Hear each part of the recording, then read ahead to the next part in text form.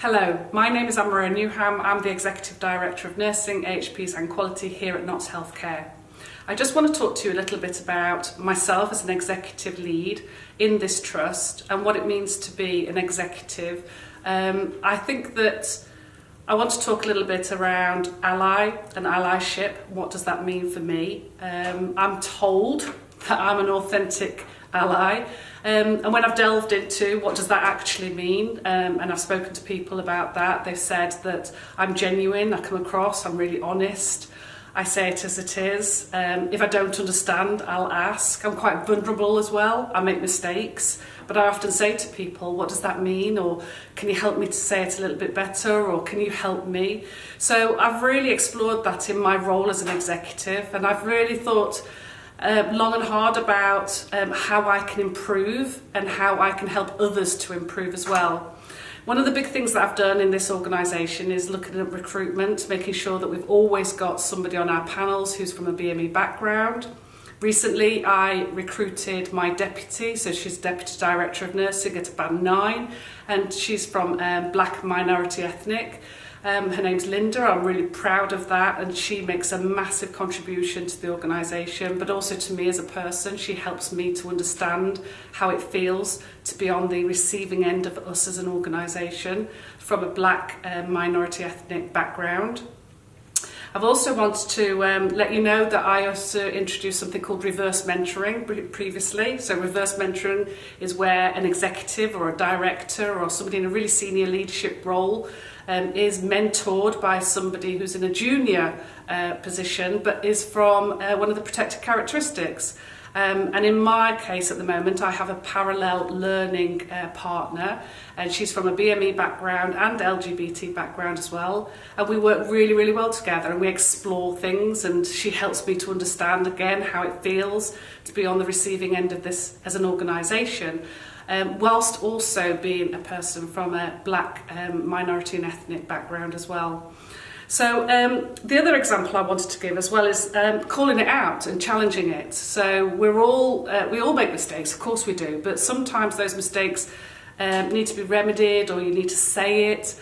Recent example, a young nurse had gone out in the community to look after a patient in their own home, and they were an elderly couple, so it was a husband and wife, and they were really inappropriate in their language to her. They were saying things like, you coloured folk, and I wouldn't normally let you in the house, but I suppose you've got to be here.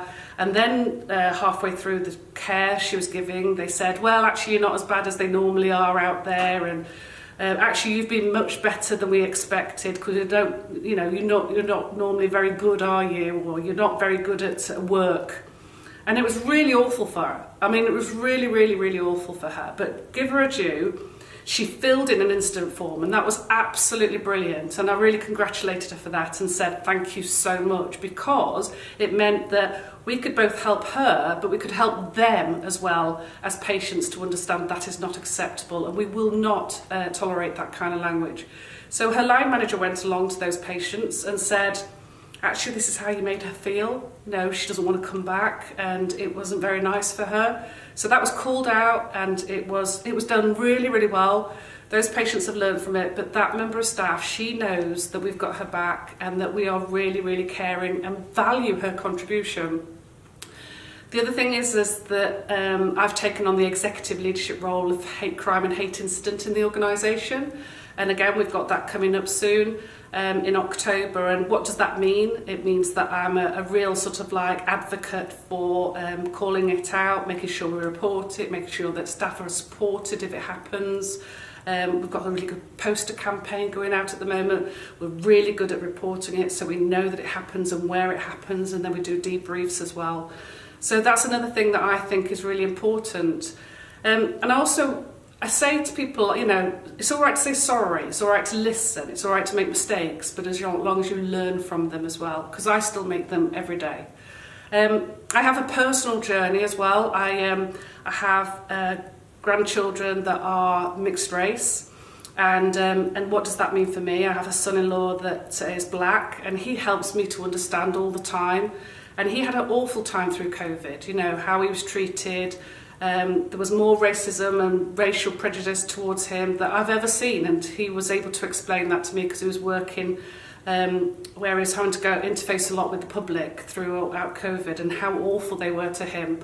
And I felt really, you know, that was hard for me to hear that, but equally it helped me to understand that his experiences are very, very different to my experiences.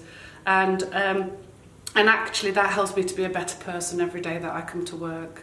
So I just wanted to give you a sense of what it feels like to be an exec in a leadership role within a big organisation such as this, but I take my responsibilities really seriously. So just to say a big thank you, and I hope the session goes really well for you.